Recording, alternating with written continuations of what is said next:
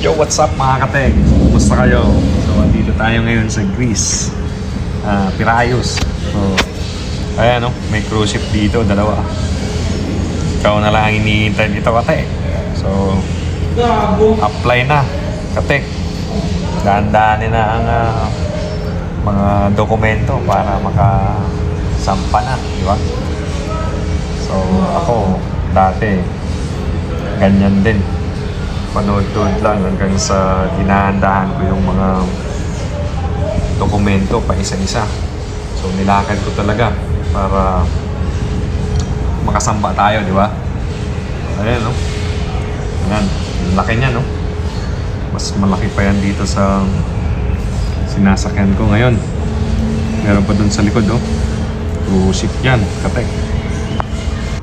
Sigurado maraming hinahanap dyan na AC technician o HVAC technician, no? Ayan. Ikaw na lang iniintay. Yan ang bridge nila, satellite. Ayan. Satellite ba yan? Parang hindi naman satellite.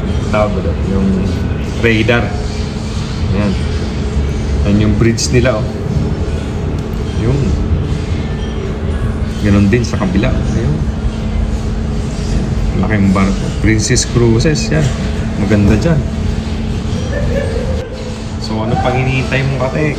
Nakarin mo na. Unti-unti ang dokumento mo. Kung wala ka pang Siemens book, nakarin mo na yan. Para maka-apply na ang daming agency na naghihintay sa'yo. Ayan, daming AC technician sa atin. So, kaya-kaya. Sa una lang mahirap-hirap. Pero pagka nakasampak ka na, yan, dire-diretso na yan. Ulad ko din dati. Hirap din. Isang taon din akong nag-a-apply noon. Pero nung nakasampa ako, ayan, dire-diretso na hanggang ngayon. 2023, ako nakasampa. Ayan, hanggang ngayon. So, pwede na, may kita na tayo mga katek. Kasi yung nasa land base ako, kulang talaga. Kulang yung kita natin doon, kahit anong kapang na kulang talaga. Sagad na ako nun sa part-time, kahit linggo, gabi. May tirada tayo, pero kulang pa rin ang kita natin mga katek. Ngayon mga katek, medyo nakaluwag-luwag na tayo. Compare nung dati nagtatrabaho ako sa abroad, kulang pa rin talaga. So, ayan, payo ko lang sa inyo, konting tiyaga lang. Konting tiyaga lang mga katek.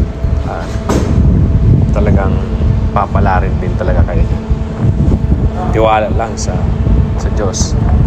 So, hanggang dito na lang ako mga katek at mag-iingat kayo palagi. Hanggang sa muli. Paalam.